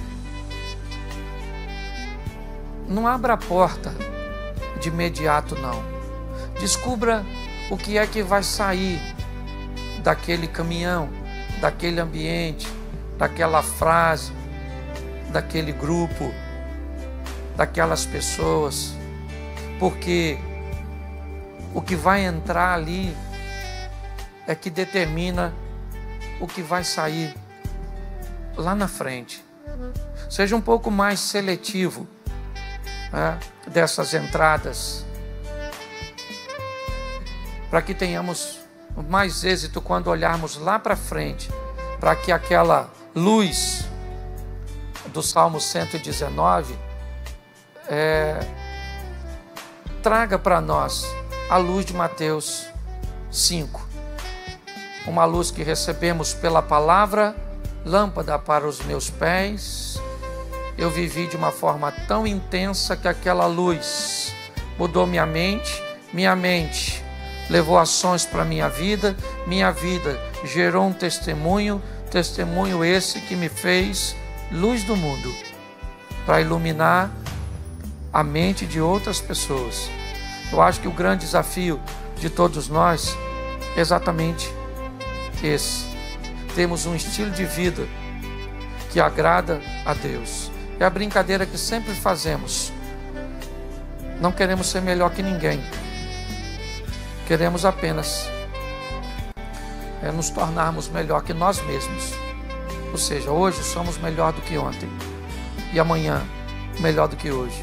De fé em fé, de glória em glória. Entendendo que a nossa prova não é de velocidade, mas de resistência. Que Deus possa nos dar condições de vivermos tudo isso. Fiz uma postagem esse dia que dizia: seja a igreja que as pessoas não estão indo, e seja a Bíblia que as pessoas não estão lendo.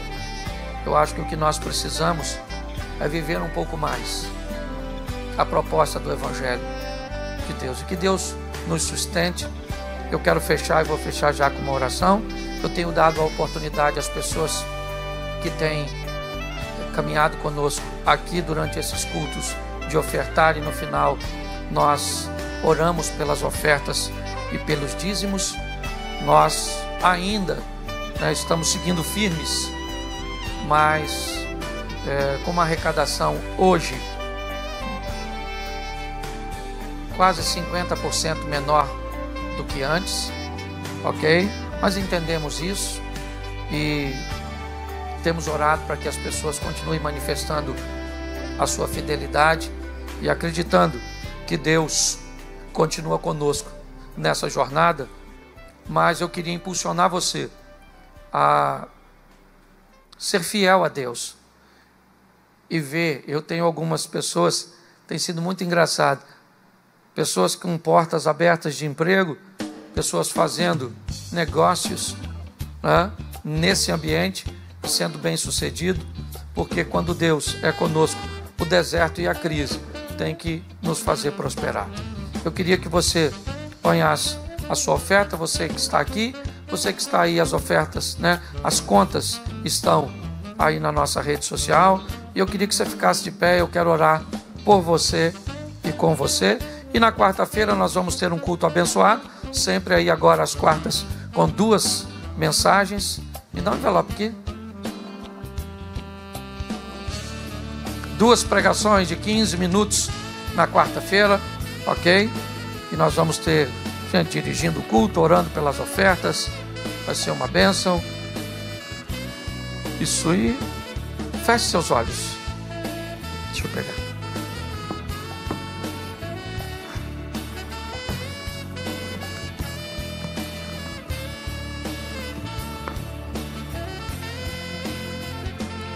Feche seus olhos. Pegue a sua oferta, você que está em casa. Vamos ofertar ao Senhor. Pai, em nome de Jesus, que a nossa mente, ó Deus, esteja apta para entender que a nossa segurança está nas Tuas mãos, porque o Senhor é Deus do ouro e da prata. Muito obrigado porque o Senhor não tem deixado faltar. Muito obrigado porque o Senhor tem aberto não apenas portas na terra, mas janelas nos céus.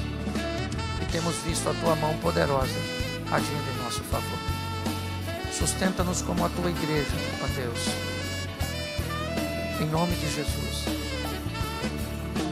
Prospera a nossa despensa. Nos faz comer o melhor desta terra. Abençoamos a fidelidade do Teu povo, aqueles que trarão o dízimo aqui à frente. Em nome de Jesus, oh Pai, continua abençoando os Teus filhos. Seja conosco, Senhor, nessa caminhada. Em nome de Jesus. Que o grande amor de Deus, nosso Pai, a graça de nosso Senhor e Salvador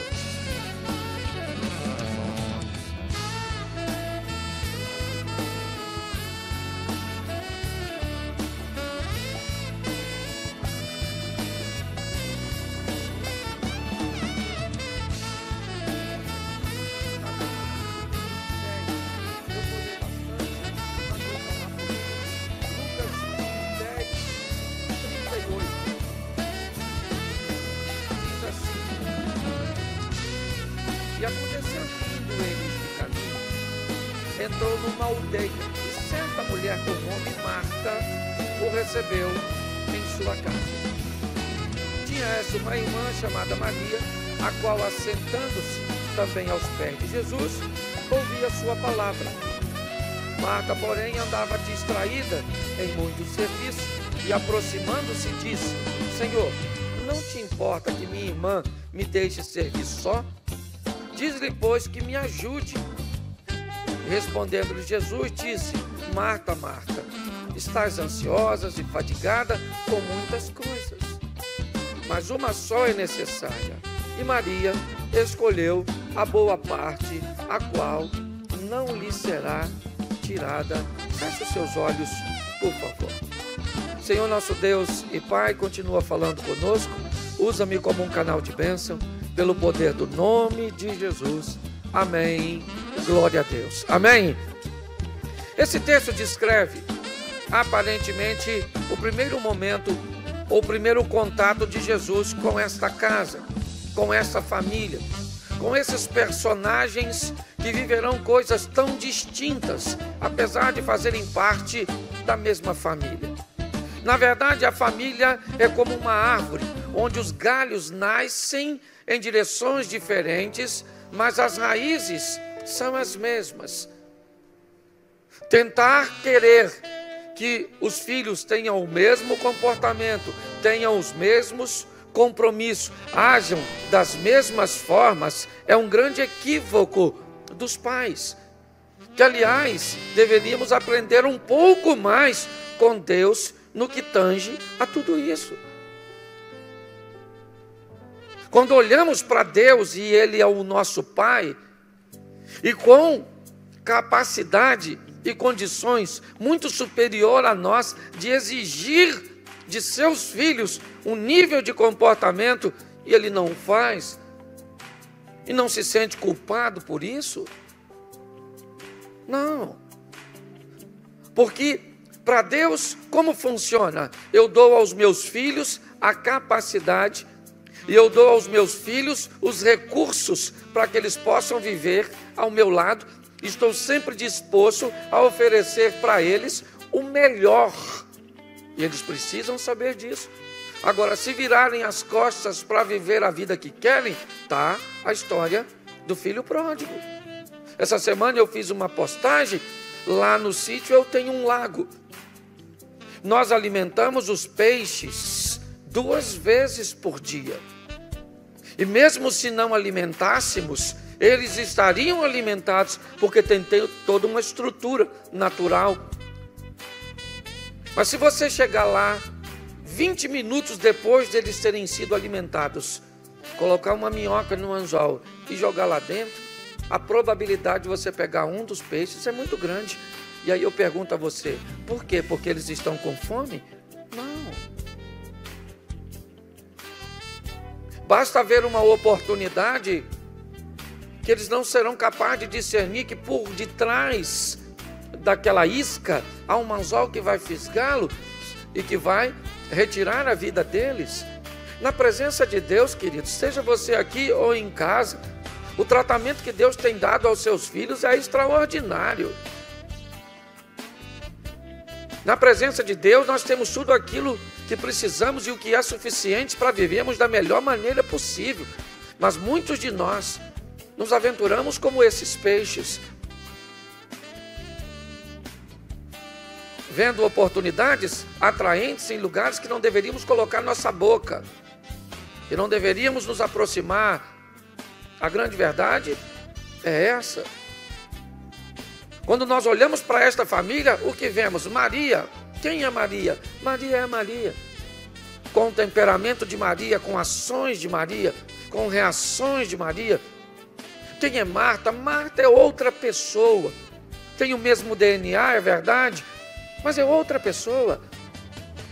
Age e reage de forma diferente. Quem é Lázaro? É irmão das duas, mas não é igual. O grande desafio de entendermos, né, essa dinâmica dos relacionamentos, sejam eles intrapessoais ou como eu vou me relacionar comigo mesmo, que aliás eu acho que é um dos maiores problemas, Quem acha que o problema humano é relacionamento divino, eu acho que está muito equivocado. Quem acha que o problema do ser humano é relacionamento interpessoal com o seu próximo, eu acho que não. O grande desafio do ser humano é aprender a se relacionar consigo mesmo. Quando ele nutre expectativas que não são correspondidas, e pessoas não fazem para com eles o que nunca disseram que fariam, e nós ficamos frustrados do mesmo jeito. Me parece que o que está faltando em todos nós é uma maturidade que o Pai liberou há muito tempo, e é isso que nós vamos ver nessa família. Primeiro porque os grandes, ou a maioria dos convites que Jesus recebia, tinham um propósito utilitário. Ei, Jesus, eu preciso que o senhor vá na minha casa, porque eu estou com uma garotinha que tem 12 anos de idade e ela está quase morrendo. Jairo. Ei, Jesus, tem um menino lá na minha casa que ele está doente. O centurião. Ei, Jesus, a minha filha está lá na minha casa, endemoniada. O senhor podia dar um pulinho lá. Grande parte das pessoas, isso não é diferente. Hoje é do mesmo jeito. A busca não é por um relacionamento, é por uma tarefa. Jesus não tem sido buscado para muitas pessoas para se relacionar, para depois do culto você dizer, vamos embora, Espírito Santo.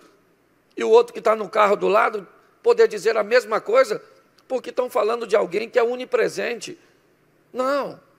Eu venho porque eu estou precisando de uma cura, eu estou precisando de uma porta, eu estou precisando de um milagre, e não estou dizendo que esse pode ser o ponto de convergência, não. Está tudo tranquilo. Agora, isso não pode ser o fim. Porque essa não é a expectativa que Deus tem criado para que tenhamos com Ele. O que vemos é Marta abordando Jesus para ir à casa dela. Essa abordagem é Marta que faz.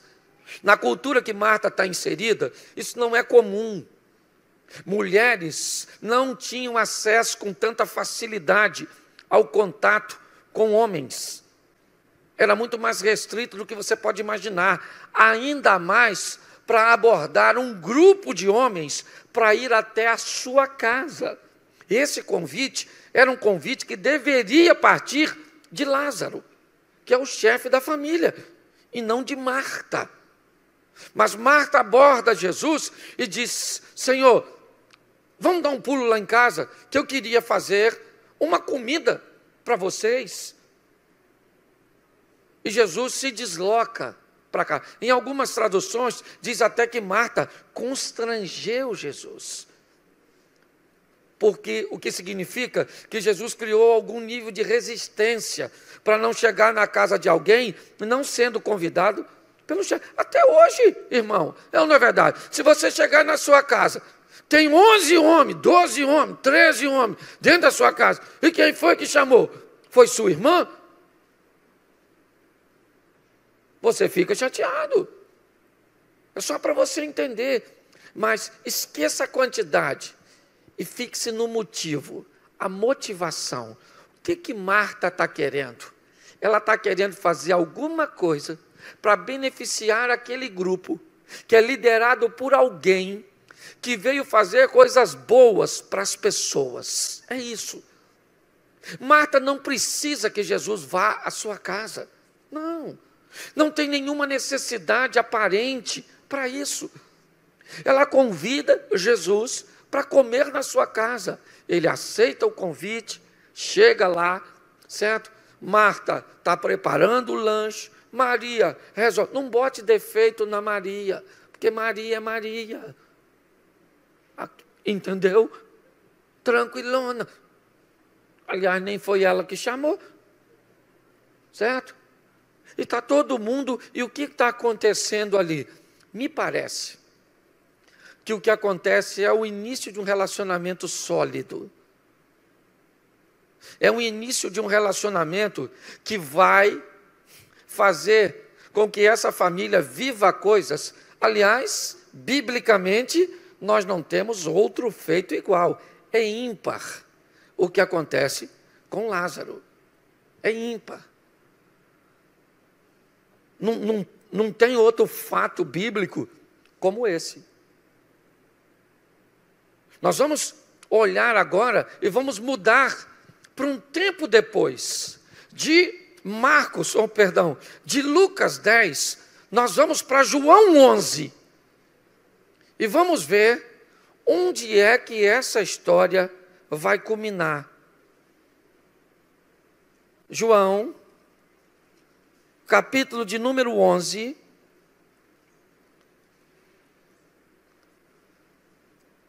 A partir do verso 1. Estava então enfermo certo Lázaro de Betânia, aldeia de Maria e de sua irmã Marta. Maria era aquela que tinha ungido o Senhor com unguento e tinha enxugado os pés com seus cabelos, cujo irmão Lázaro estava doente. Mandaram-lhe, pois, suas irmãs dizer: Senhor, está enfermo aquele a quem tu amas. Jesus, ouvindo isso, disse: essa enfermidade não é para a morte, mas para a glória de Deus, para que o Filho de Deus seja por ela glorificado. Preste atenção em mim aqui agora. O tempo passou. Provavelmente por diversas vezes não narradas, Jesus foi a Betânia, visitou a casa de Marta, tiveram seus momentos de comunhão, até que um dia um problema aconteceu. Lázaro ficou doente. Provavelmente amparado por suas irmãs, elas usaram suas técnicas, ou tudo aquilo que sabia, para oferecer a Lázaro algum tipo de tratamento, de cuidado, mas isso não foi suficiente. Nós sabíamos que já havia os médicos. Lucas, inclusive, em todas as suas narrativas, dá para observar, né, a profissão que ele desempenhava, e era médico. Provavelmente Lázaro também foi assistido por médicos, que não puderam fazer nada por eles. Pois bem, os recursos familiares não foram suficientes, intimidade máxima com sua família. Também os recursos da medicina daquela época não foram suficientes. Então tá bom. E agora? O que é que nós vamos fazer? Vamos falar com Jesus.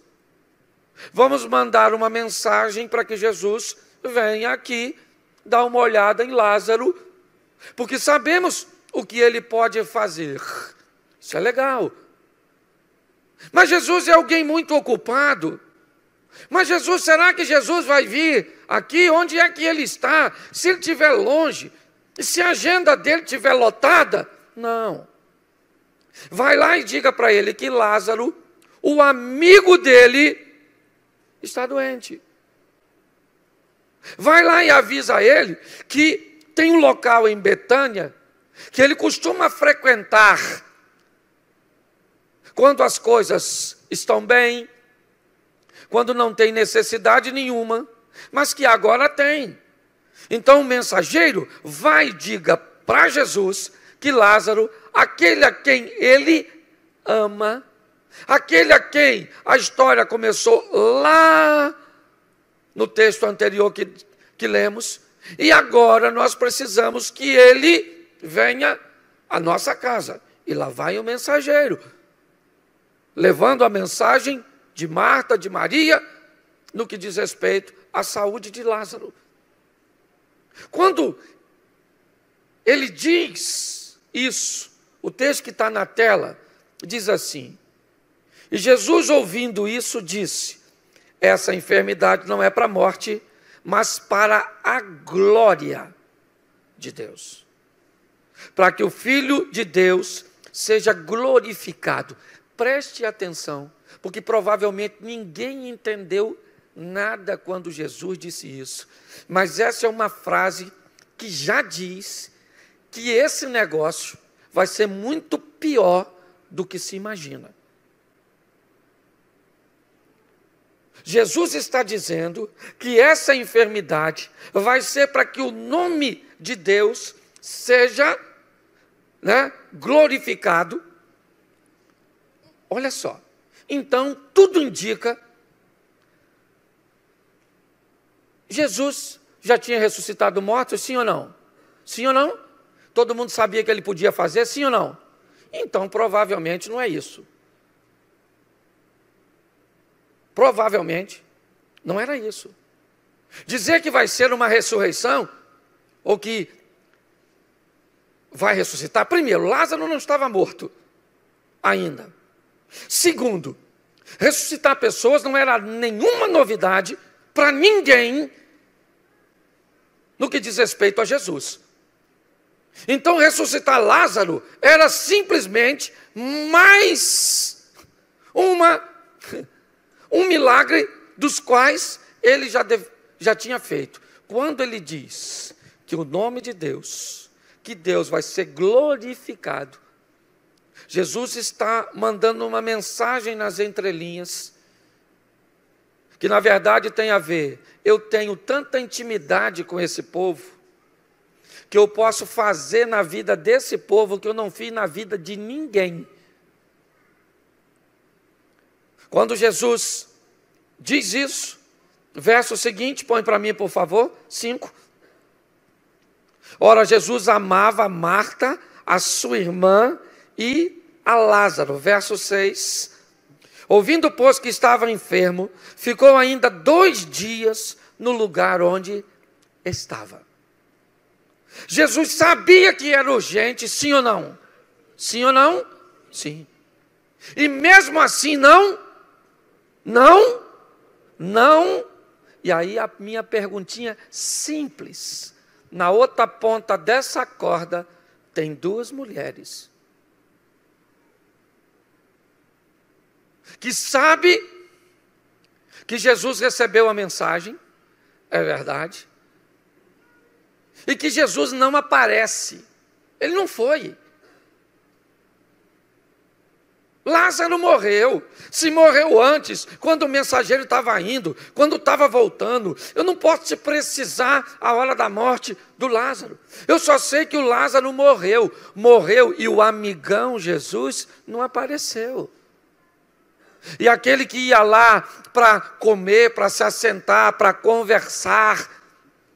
O próprio João diz que Jesus amava Marta, Maria e Lázaro, mas ele não apareceu, gente.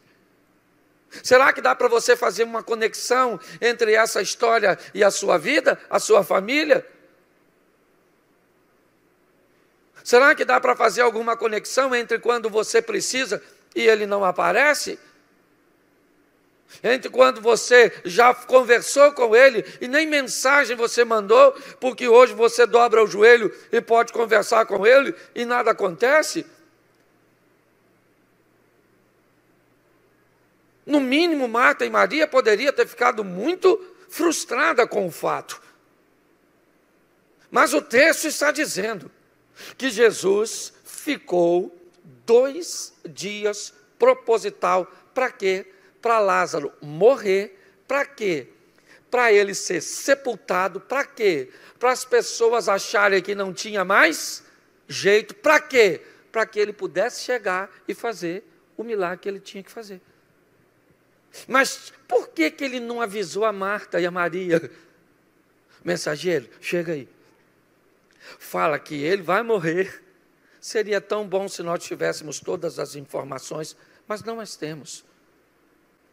A grande verdade é essa. Em verdade conhecemos, em verdade profetizamos. Porque hoje só vemos em parte, mas um dia conheceremos na totalidade, da mesma forma que somos conhecidos. É o que a Bíblia está dizendo. Intimidade. Você não vê nenhuma manifestação no enterro, pelo menos biblicamente. Nada. O texto diz que 4 dias depois, Jesus está chegando em Betânia e alguém avisa a Marta que Jesus está chegando. Marta caminha na direção de Jesus e o aborda ainda no caminho e diz: se o Senhor estivesse aqui, o meu irmão não teria morrido. Está morto há quantos dias? Quantos dias? Mas presta atenção no que Marta diz depois.